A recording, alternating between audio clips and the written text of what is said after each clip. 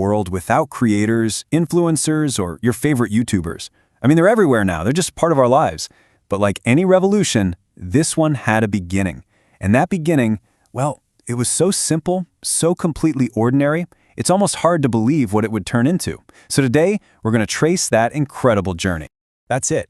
That's literally the entire script. No fancy lighting, no smash that subscribe button, just a guy named Jawed Karim at the San Diego Zoo talking about elephants. This was it, the very first video ever uploaded to this new, kind of weird site called YouTube. It was just real. 19 seconds, that's all it was. A super quiet moment, but it was like a stone dropped in a pond. It sent out ripples across the digital world, even if nobody really saw them coming at the time. It really did set the stage for, well, everything. And that's the big question, isn't it? What on earth grew from that one kind of quirky video from 2005? Well, to get the answer, we got to go right back to the start. Okay, let's dive in. You know, to really get the scale of this, you have to remember what the internet was like back then. It was pretty much a one-way street, right? It was a place where you mostly just consumed stuff. You read articles, maybe listened to some music. The idea of you being the broadcaster, of you sharing your world with, well, the whole world, that was a brand new concept. What's so amazing about Me at the Zoo is that it had zero, and I mean zero, commercial intent. It was just a moment being shared. It was genuine. And it kind of established this core idea. Anyone, anywhere, with a camera and something to say, could have a voice. It was all about connection, not commerce. Authenticity, not advertising. Okay, so now let's hit the fast forward button because we're about to jump from a quiet day at the zoo to an economic explosion that has completely reshaped, well, everything. Media, marketing, you name it. And the numbers, they are absolutely staggering. $37.1 billion. Just let that sink in. That's the projected ad spend just for the US creator economy next year. That's how far we've come from that simple, no-budget zoo video. This isn't just an industry anymore. It's a full-blown global phenomenon, and it's growing at a pace that's just wild. Now, what's really interesting here is the acceleration. Just look at that jump. It's not just growing, it is rocketing upwards.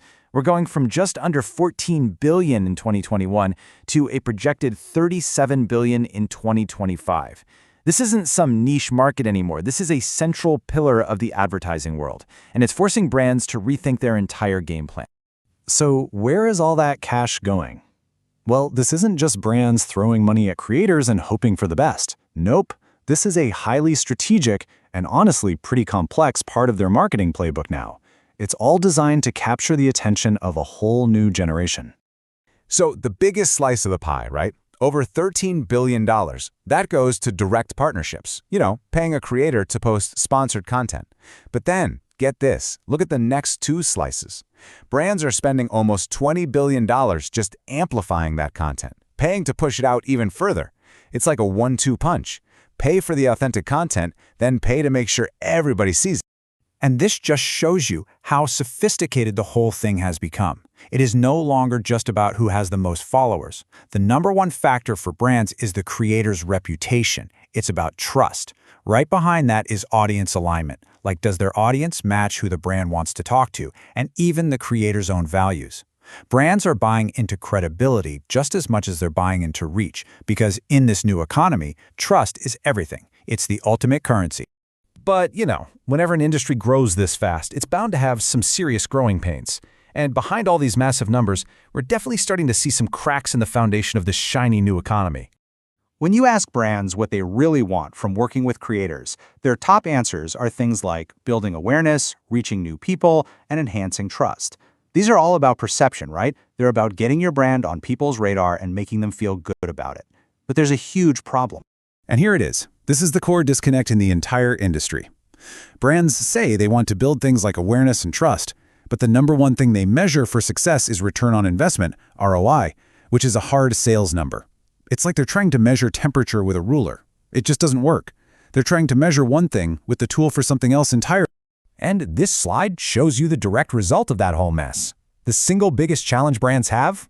Proving ROI. It's a problem they basically created for themselves. They're chasing a metric that their own goals, like building trust, don't directly lead to, and it's creating a massive headache for everyone. But the challenges don't stop there. Oh no.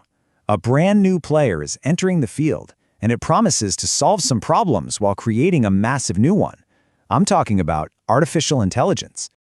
You can see the two sides of the AI coin right here. On one hand, brands are loving it for efficiency. You know, editing content, writing up creator briefs, personalizing ads.